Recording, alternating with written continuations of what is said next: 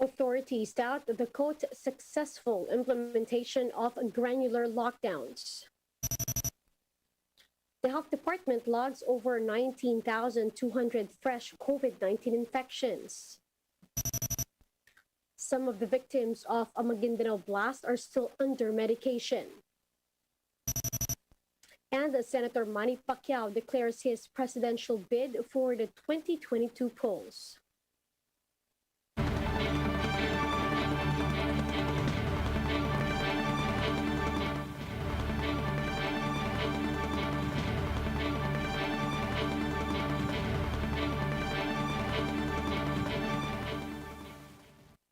Fast, focused, and fearless. Here's a roundup of stories you're watching now. I'm Riza Diaz. Even with only 3 days of implementation so far, the Interior Department says granular lockdowns have been, quote, very successful. Speaking to us earlier, Interior Undersecretary Martin Dino said the new lockdown scheme and the alert level system is providing a balance between public health and the economy. This is despite a continuous increase in COVID-19 cases in Metro Manila. Very successful, dahil kamukha nito, na-balance natin ang ating fight against COVID-19 and of course ang ekonomiya. Under Alert Level 4, restaurants, parlors, and barbershops are allowed to operate at 10% venue capacity, but only for those who have been vaccinated. Dino denied it is a discrimination against unvaccinated Filipinos and instead called it a quote privilege for those who have already been inoculated. According to data from Reuters, only 18.7% of the country's population have been vaccinated against COVID-19. Marami na tayo na nakaschedule ng bakuna pero talagang merong ayaw magpabakuna. So ngayon, ito na nga yung mga naging privilege natin. The health department logs over 19,200 fresh COVID-19 infections. That brings the caseload to above 2,366,000, some 178,000 of which are still active. The virus killed 205 more patients in the past 24 hours, pushing the death toll to more than 36,700.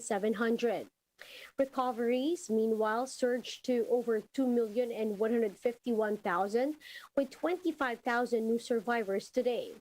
Out of the 70,500 individuals recently tested for COVID-19, 25% turned out positive.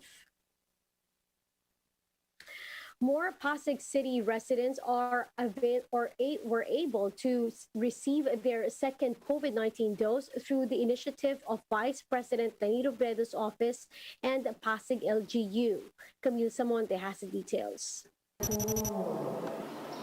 A second run of the Office of the Vice President's Vaccine Express initiative was conducted in Pasig City on Sunday. Over 1,500 residents received their second dose of Sinovac vaccine at the Manggahan High School. The project is a collaboration between the OVP and Pasig City LGU. Yung iba po kasi nahirapan sila sa pagpapakuna sa ibang lugar, lalo na sa Pasig. Dito po talaga sa Manggahan ako nakapag-experience na maganda yung nila. Pagtakbo ng nila. One Pasig resident was even able to convince her 70-year-old mother to get the jab. She praised the Vaccine Express for prioritizing senior citizens. Nung unang labas ng pagpapabakuna, hindi pa namin siya makonvince kasi natatakot So lahat naman nandun yung takot. Pero nung nag-umpisa na nagpabakuna na yung pamilya, ako, kapatid ko, anak ko, mga kamag-anak, ayun, saka siya na-convince na magpabakuna na rin. Vice President Manny Robredo visited the site to personally thank the medical volunteers. Robredo said the system and manpower they provide is a big support to the LGU. Karamihan kasi sa mga LGUs, ang problema talaga nila, hindi lang supply, kundi vaccinators. Kasi di ba yung LGUs tuloy kasi, every day, meron silang vaccination. So kinukulang talaga sila ng tao. Pag pag pumupunta kami, sobrang nai-increase yung capacity nila. The OVP is looking to expand the Vaccine Express to more LGUs in the coming weeks. Part of their plan is to inoculate the indigenous people in Tarlac and other marginalized communities. Meanwhile, Robredo said she disagrees with fining or imprisoning those who will refuse to get tested during contact tracing. Instead, she urged the government to provide incentives. Incentives namin, pag nagpa-swab ka, meron kang food pack. Pag nag-positive ka, bibigyan namin ng food supply good for 2 weeks yung pamilya mo. So, nagpapaswab sila kasi yung worries nila na-address. She also called on the government to consider studies and experts' opinion on the use of face shields. Pakiusap lang sana natin, sana pakinggan yung divergent voices. Kasi kung lumabas na hindi naman pala kailangan talaga yung face shield, wag na tayong gumastos for face shields. Gastusin na lang natin sa mas mga importanteng bagay, like gamot, yung mga hospital equipment. For News 5, Camille Samonte, We Are One News. People's champ Manny Pacquiao is in for another battle, this time not in the ring, but to vie for the country's presidency. Lynn Olivario with a story. 8th Division World Boxing Champion Manny Pacquiao declared his presidential bid during a virtual assembly on Sunday. He was nominated by his group in the PDP Laban Party. I am a fighter, and I will always be a fighter inside and outside the ring. Ang Manny Pacquiao na kilala niyo bilang pambansang kamao ay walang pinag-iba sa Manny Pacquiao na kasama ninyo laban sa kahirapan at katiwalian. Pacquiao said he remains steadfast, even as he faced challenges right within the ruling party. Recall that members of a faction led by Energy Secretary Alfonso Cusi removed him from his position as party president. Dito mismo, sa loob ng ating partido, ang PDP Laban na aking tinanggap, kinalinga at pinagtanggol ay pilit akong binubuwag ng ilan sa ngalan ng pansariling interes at politika. As to questions on his capability to serve as president, the 42-year-old senator detailed his humble beginnings. Naranasan niyo po bang magutom? Naranasan niyo po bang walang makain? Ang mangutang sa kapitbahay o mag-aabang ng tira sa karinderya? Ang Manny Pacquiao na nasa harapan ninyo ngayon ay pinanday ng hirap. Pacquiao underscored the country's need for real progress and a government that will serve the people with transparency. He also left a warning against corrupt politicians. Malapit na kayong magsama-sama sa kulungan. Your time is up. The assembly was attended virtually by over 10,000 grassroots members from across 81 provinces in the country. Prior to Pacquiao's acceptance speech, the faction's chairman and Senator Coco Pimentel took a swipe at Cusi's group.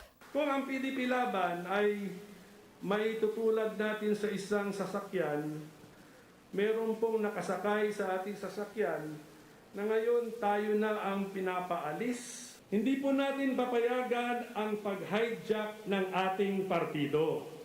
As for Pacquiao's running mate, he has yet to choose. PDP Vice Chairman Attorney Lutgardo Barbo, meanwhile, accepted his nomination as a senatorial candidate. The remaining slots now rest upon Pacquiao. For News 5, Lynn Olivario, We Are One News. An improvised bomb exploded in Datu, Piang, Maguindanao on a Saturday afternoon. None were reported killed, but 8 were injured after the blast. Gemma Vansenia gives us the details. 8 members of the LGBTQ plus community were rushed to the hospital on Saturday after an IED exploded inside a covered court in Datu, Piang, Maguindanao. One of the victims, Amid Miparanon, said they were just playing volleyball when the bombing happened. Bigla na lang po may sumabog. Tapos nung tumingin ako doon, puro ano na yung usok na yung nakita ko. Akala ko kasi mambola. Pero nung Tumakbo na yung mga kasama ko, lahat kami patak-patak na.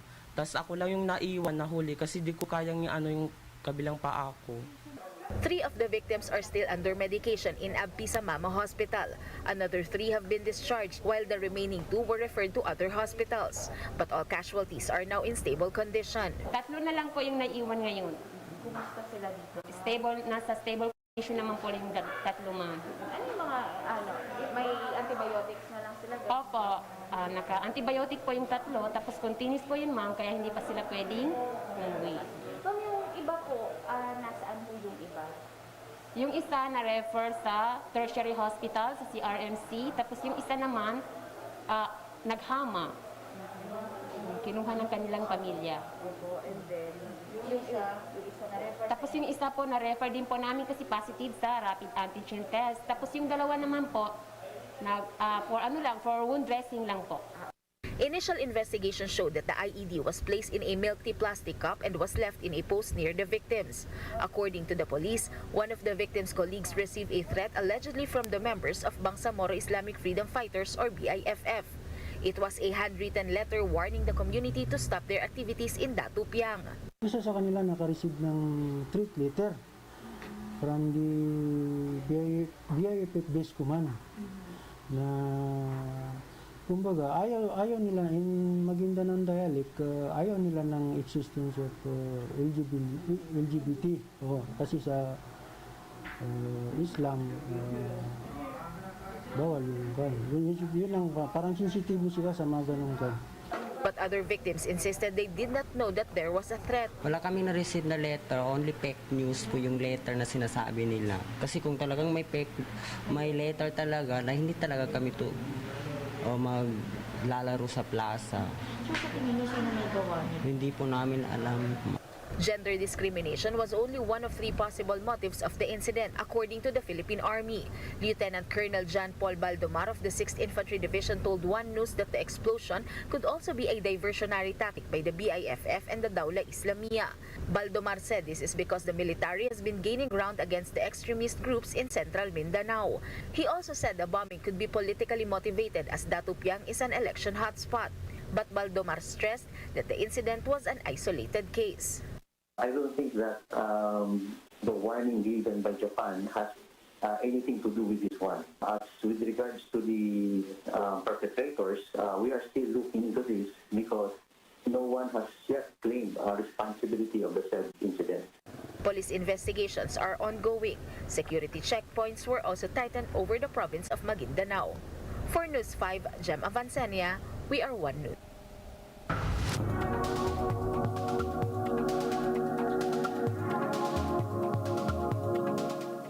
25 years after Pokemon first began delighting children and adults alike, the phenomenon is still capturing hearts. Let's find out more about the global video game in this video. Pokemon, the highest grossing media franchise of all time, just turned 25 years old. I'm Nate Langston, and I'm going to explain how Bulbasaur and his friends helped build a $100 billion empire.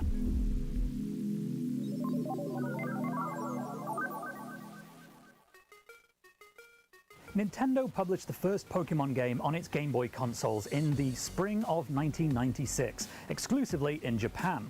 But it was 6 years earlier that it was conceived by Satoshi Tajiri, a game developer in Tokyo whose childhood hobby was searching for and capturing insects and beetles in the wild. He'd wanted to be an entomologist, but after becoming involved in a nascent gaming industry, decided he wanted to recreate his childhood passion for exploring nature, but for modern city-bound children.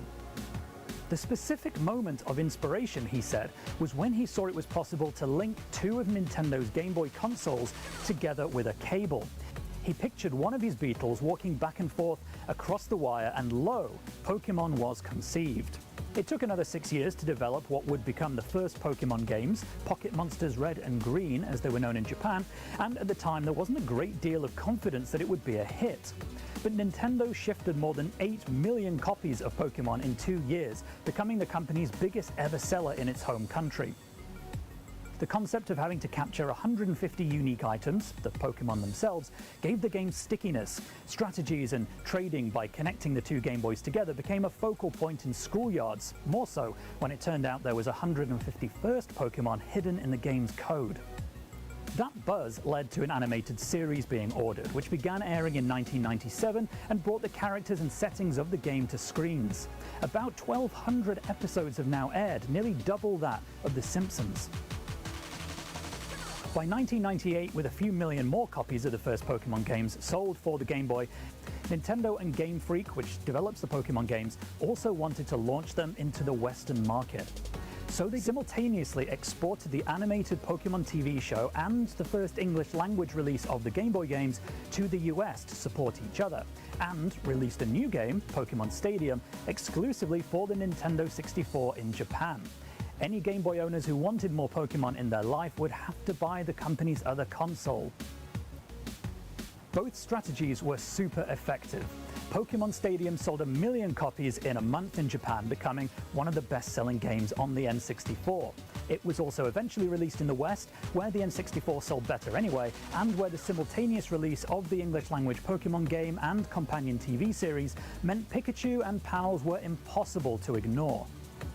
Over the following 2 decades, the franchise has generated more than $90 billion, according to some analysts. That's more than Harry Potter, Star Wars, or Mickey Mouse and Friends, despite the surreal nature of Pokemon's core characters. Culture of fandom, merchandise, edible tributes, music videos, and more exist around just this one Pokemon and its unique lack of redeeming characteristics, and the same is true for many of the hundreds of other Pokemon, for as many reasons. Now, Pokemon's value can't be measured in the trillions of dollars like the aforementioned Amazon can, but for investors and executives alike, it's a brand that can do very little wrong, much like Nintendo itself. Now, for more updates, visit News 5 of the Philippine Star and Business World Online. You may also visit our website, onenews.ph, for more in-depth analysis. You can also catch One News on Signal Play app. Register for a free account now at www.signalplay.com and stream One News live anytime, anywhere. I'm Riza Diaz. Mask on, wash hands, and stay safe, Philippines. We are One News.